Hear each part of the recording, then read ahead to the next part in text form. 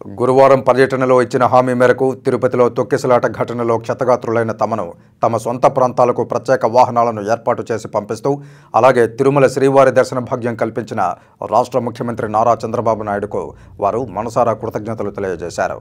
తిరుపతి తొక్కిసలాట ఘటనలో క్షతగాత్రులై స్విమ్స్ ఆసుపత్రిలో చికిత్స పొంది డిశ్చార్జ్ అయిన వారికి తిరుమల శ్రీ వెంకటేశ్వర స్వామి వారి దర్శనానంతరం వారిని తమ స్వగ్రామాలకు ప్రత్యేక వాహనాలను ఏర్పాటు చేసి జిల్లా collector doctor S Venkateswar, Tirupati municipal commissioner N మౌర్యతో కలిసి దగ్గరుండి శుక్రవారం వారిని పంపించారు. స్విమ్స్ ఆసుపత్రి నుంచి 32 మంది డిశ్చార్జ్ అయ్యారని, ప్రస్తుతం 5 మంది ఇంకా చికిత్స పొందుతున్నారని, వారి ఆరోగ్యం మెరుగ్గా ఉందని, సాయంత్రం వారిని వైద్యులు డిశ్చార్జ్ చేయనున్నారని కలెక్టర్ తెలిపారు.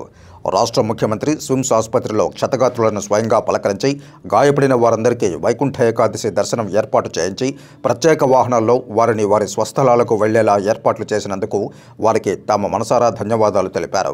అలాగే దగ్గరుండి అన్ని సౌకర్యాలు, వైద్య, వాహన, భోజన ఏర్పాట్లను చేసి తమను తమ స్వగ్రామాలకు ప్రత్యేక వాహనాలను ఏర్పాటు చేసి పంపించిన జిల్లా కలెక్టర్ డాక్టర్ ఎస్ వెంకటేశ్వర్కు తమ ప్రత్యేక ధన్యవాదాలు క్షతగాత్రులు తెలియజేశారు.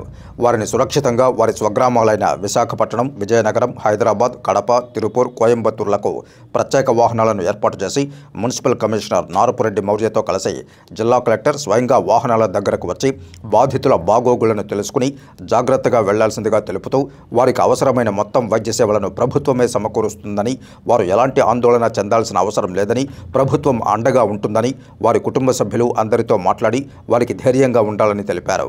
బస్సు ఏర్పాటుతో వారితో పాటు ఒక రెవెన్యూ అధికారిని పంపుతూ 4 ఇన్నోవా వాహనాలను ఏర్పాటు చేసి వారిని వాహనాల్లో వారి స్వంత ప్రాంతాలకు జిల్లా కలెక్టర్ మరియు మున్సిపల్ కమిషనర్ సంబంధిత అధికారులతో కలిసి పంపించారు.